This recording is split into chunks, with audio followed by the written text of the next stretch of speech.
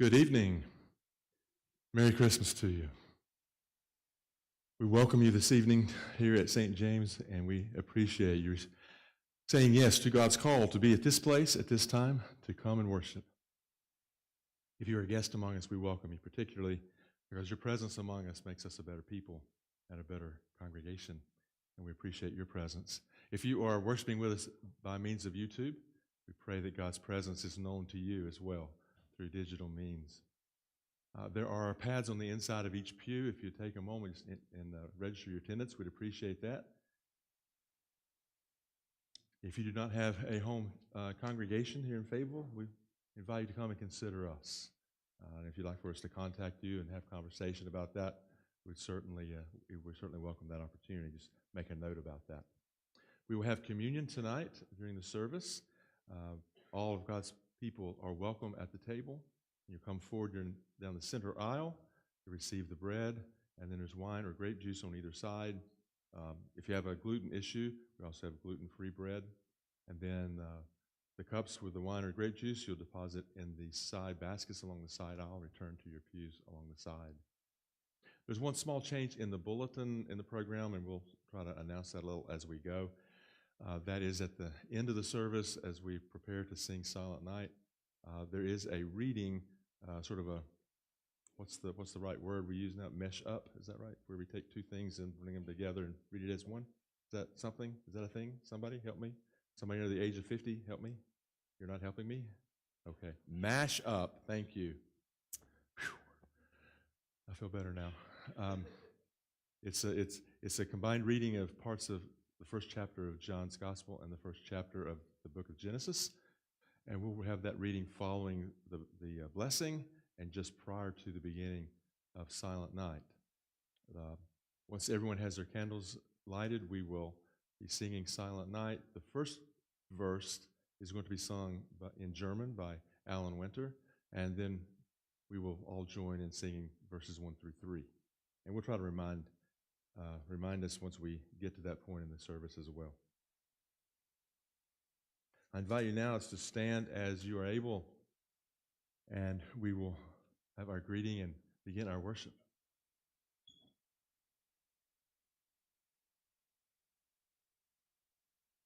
Oh, I'm sorry. There is something in the bulletin that says Rick Belkey was going to sing Sweet Little Jesus Boy, but he is really suffering from an infection and sinus upper respiratory thing that if he sang it, it'd be really too low and it'd probably break glass and all that kind of stuff. So we're going to try to take care of his health, and we'll have to omit that song for tonight.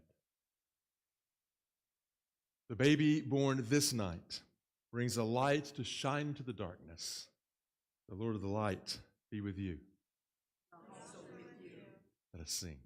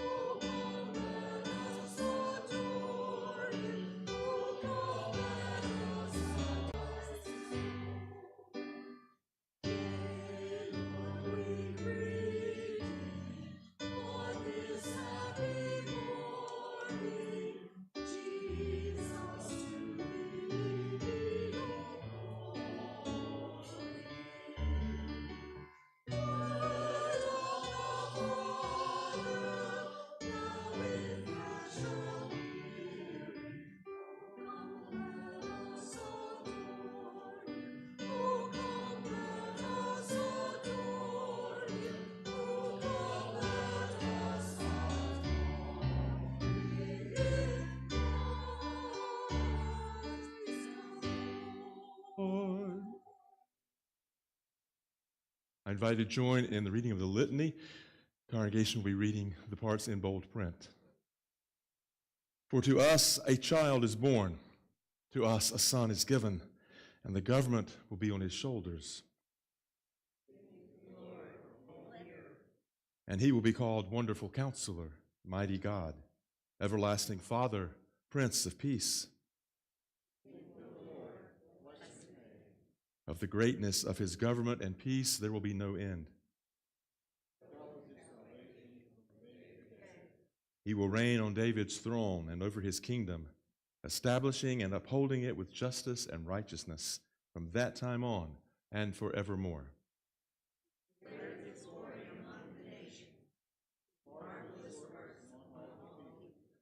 The zeal of the Lord Almighty will accomplish this.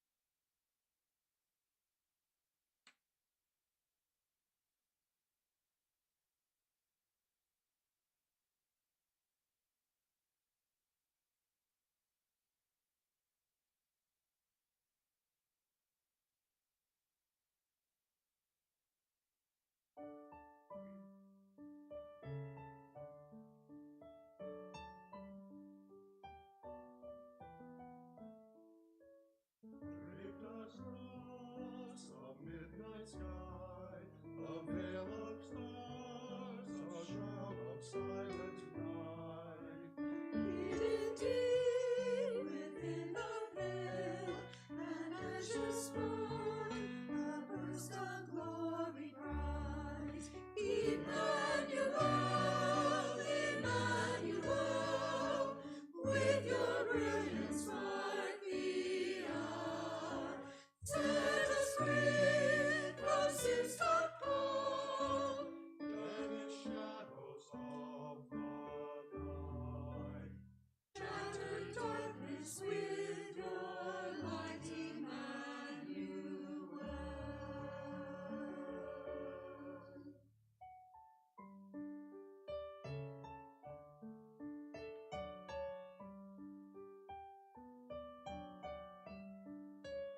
Rising out of Israel, a morning star to break into the light, to break into the light. Emmanuel,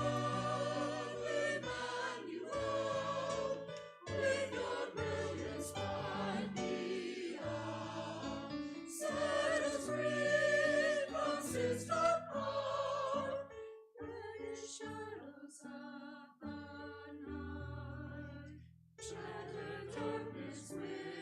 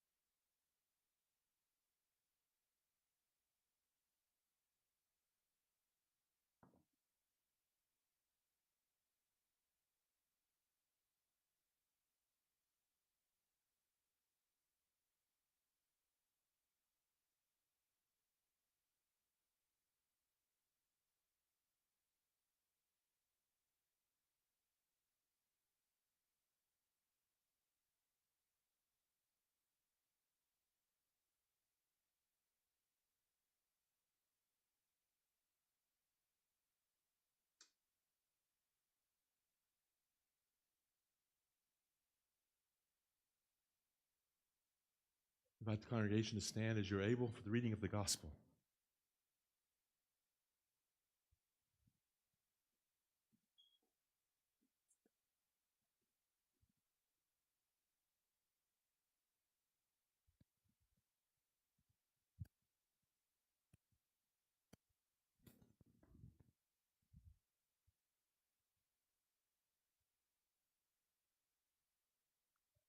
The Gospel according to St. Luke. In those days, a decree went out from Caesar Augustus that all the world should be registered. This was the first registration and was taken while Quirinius was governor of Syria. All went to their own towns to be registered.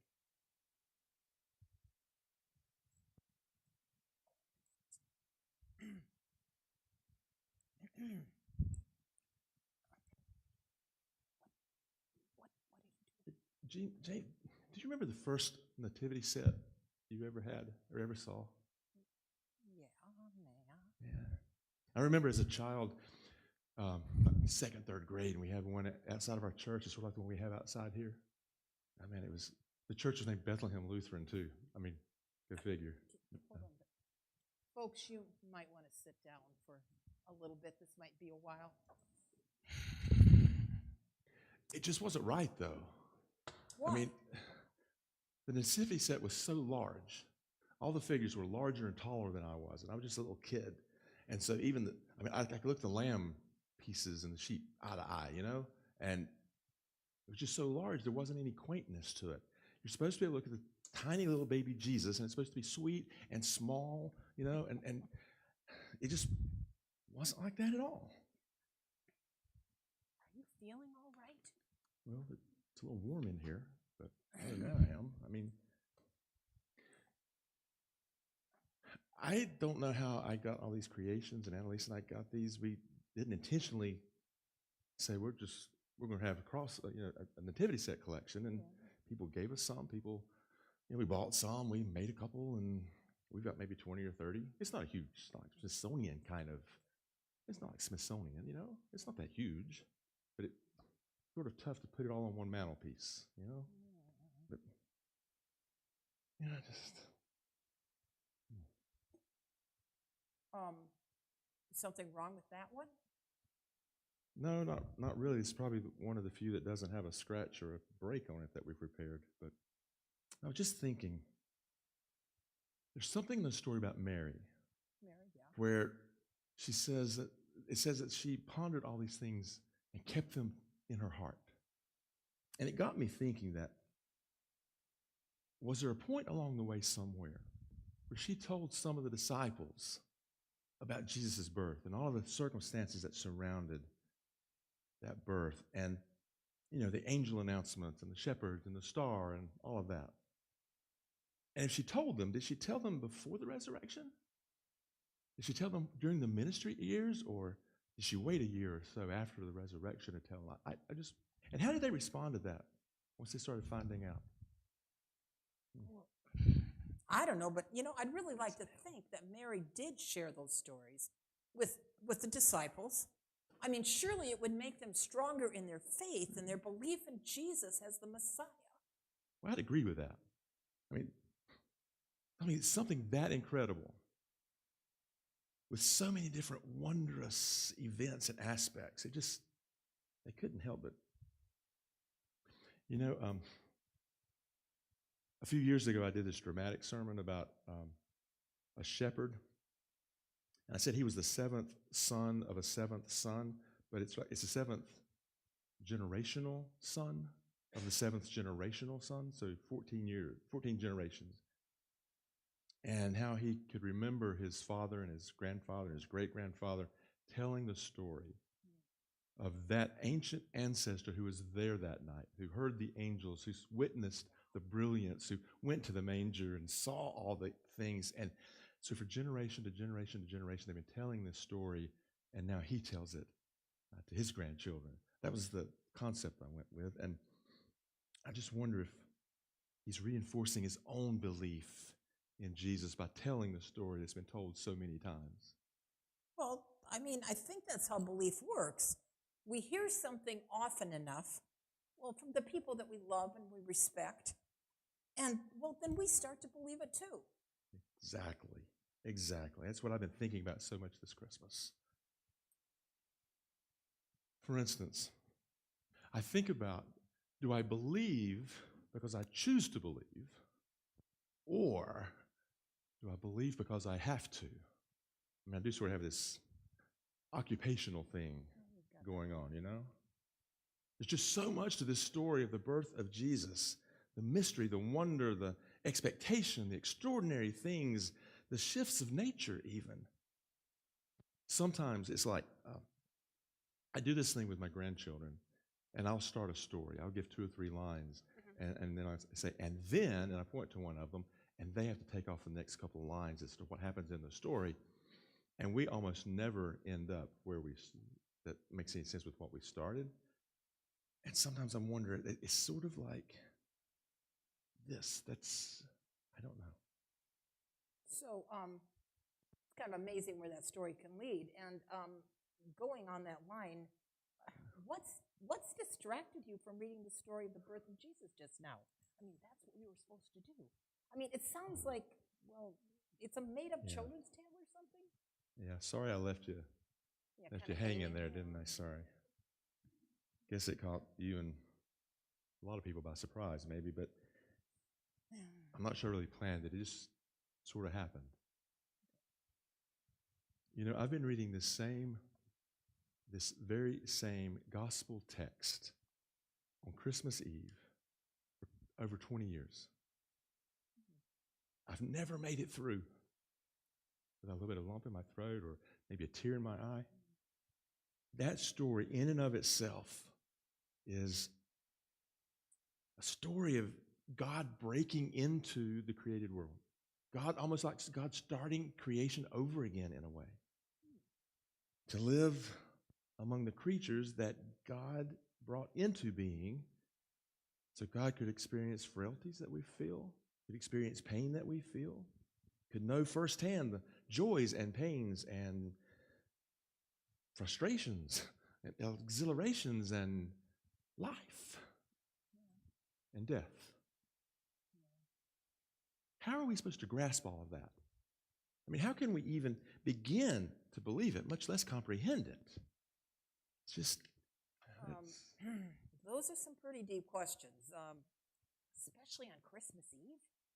You know, most of us are already kind of at the end of our emotional and physical ropes. Maybe we could talk about some of this later, like after the new year? What do you say? Okay. I'm kind of afraid to ask what you're thinking about now. So here's this shepherd figurine. We hear so much about shepherds. They just don't have a lot going on upstairs. You know, they watch after sheep who have almost absolutely nothing going on upstairs. And